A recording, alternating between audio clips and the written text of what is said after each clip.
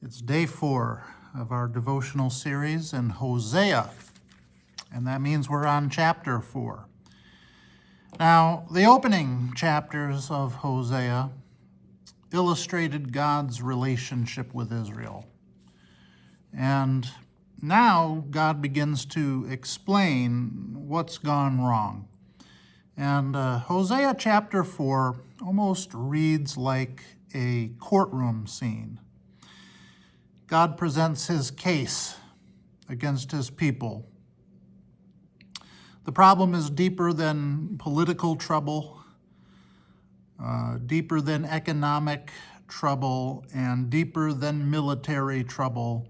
There is a spiritual problem at the heart of the nation.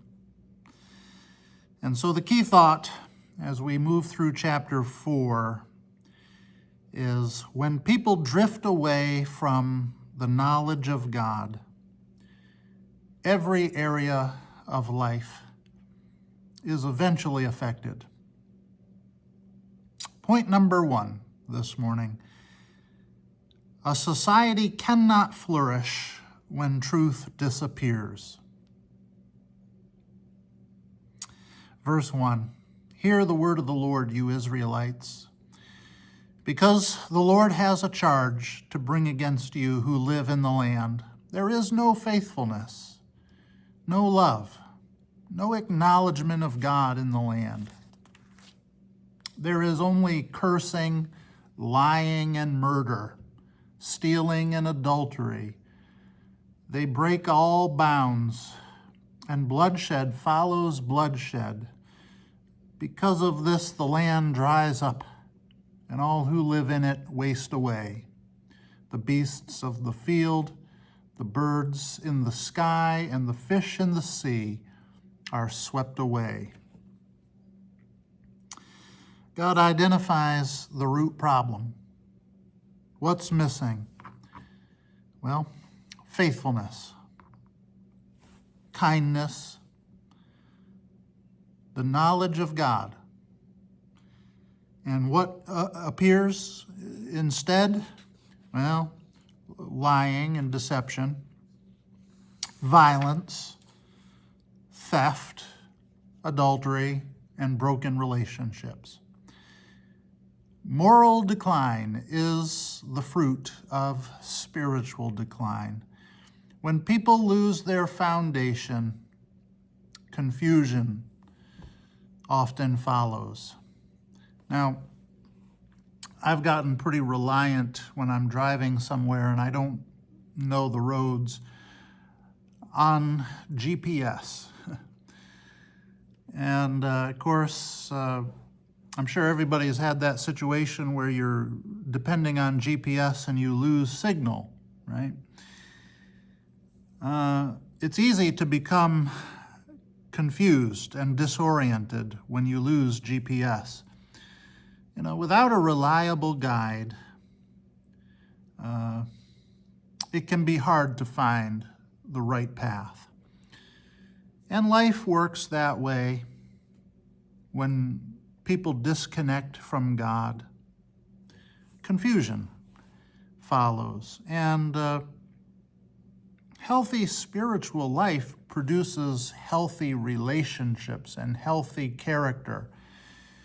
Proverbs chapter 14, verse 34, "Righteousness exalts a nation, but sin is a disgrace to any people." Second point, knowing about God is not the same as knowing God. Verse 4 says, "But let no one bring a charge, let no one accuse another. For your people are like those who bring charges against a priest. You stumble day and night, and the prophets stumble with you. So I will destroy your mother. My people are destroyed from lack of knowledge. Because you have rejected knowledge, I also reject you as my priests. Because you have ignored the law of your God, I also will ignore your children." Now, Let's go back and read verse 1 again. Hear the word of the Lord, you Israelites. Because the Lord has a charge to bring against you who live in the land. There is no faithfulness, no love, no acknowledgement of God in the land.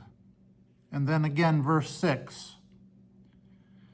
My people are destroyed from lack of knowledge, because you have rejected knowledge. Now, God is not speaking in these verses primarily about education. He's speaking about relationship. Israel still had many religious traditions. They still had ceremonies, but they had lost genuine fellowship with God. It's possible to know facts about God without truly knowing him. It's kind of one of those questions everybody should ask from time to time. Do I merely know about God? Am I cultivating a relationship with him? Is my faith personal and alive? Christianity is not merely information. It is relationship. There was a man who carried a photograph everywhere he went of his family. He kept it in his wallet. And even with, he'd looked at it many times, and even without looking at the photograph, he could describe every little detail of that photograph.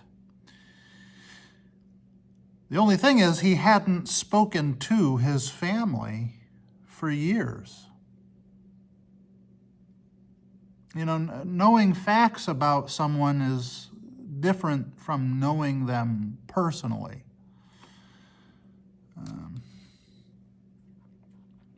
Point number 3, let's keep going. Spiritual leaders carry serious responsibility. Now, we've already read up to verse 6. Let's pick it up at verse 7. The more priests there were, the more they sinned against me. They exchanged their glorious God for something disgraceful. They feed on the sins of my people and relish their wickedness. And it will be like people, like priests. I will punish both of them for their ways and repay them for their deeds. They will eat but not have enough. They will engage in prostitution but not flourish, because they have deserted the Lord to give themselves to prostitution. Old wine and new wine take away their understanding.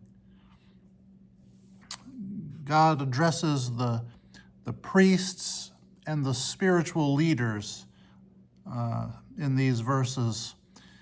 They had neglected God's truth and failed to guide the people faithfully. And their influence contributed to the nation's decline. And of course, influence brings responsibility. That applies to pastors, it applies to teachers and parents and ministry leaders and any kind of leader. Anyone who influences others spiritually. God calls leaders to faithfully teach and model his truth.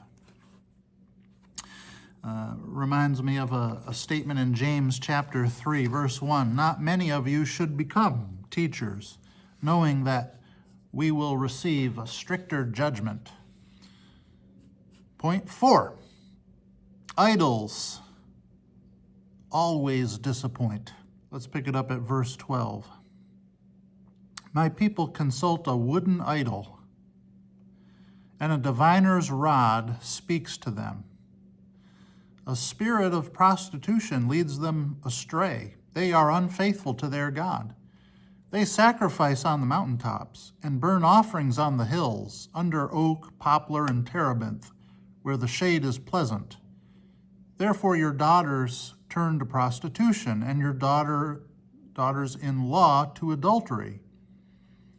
I will not punish your daughters when they turn to prostitution, nor your daughters-in-law when they commit adultery, because the men themselves consort with harlots and sacrifice with shrine prostitutes. A people without understanding will come to ruin. Though you, Israel, commit adultery, do not let Judah become guilty. Do not go to Gilgal, do not go up to Bethaven, and do not swear, as surely as the Lord lives. The Israelites are stubborn, like a stubborn heifer. How then can the Lord pasture them, like lambs in a meadow? Ephraim is joined to idols. Leave them alone. Even when their drinks are gone, they continue their prostitution. Their rulers dearly love shameful ways. A whirlwind will sweep them away, and their sacrifices will bring them shame. Israel had turned to idols instead of God. The people sought guidance in the wrong places. They looked for fulfillment apart from God. Their idols could not deliver what they promised. Listen, whatever replaces God eventually disappoints. Modern idols can be success, money, comfort, reputation, recreation, pleasure, self-sufficiency, and on, things like that. Anything that consistently receives the devotion that belongs to God can become an idol. Anything that becomes more important to us or a higher priority to us than God, that's an idol. 1 John 5:21 says, "Little children, guard yourselves from idols." Even though this chapter contains strong warnings, they are not expressions of hatred. God is exposing the problem. He's calling his people to wake up. A good doctor, a loving, let's say, doctor, tells the truth about the illness, right?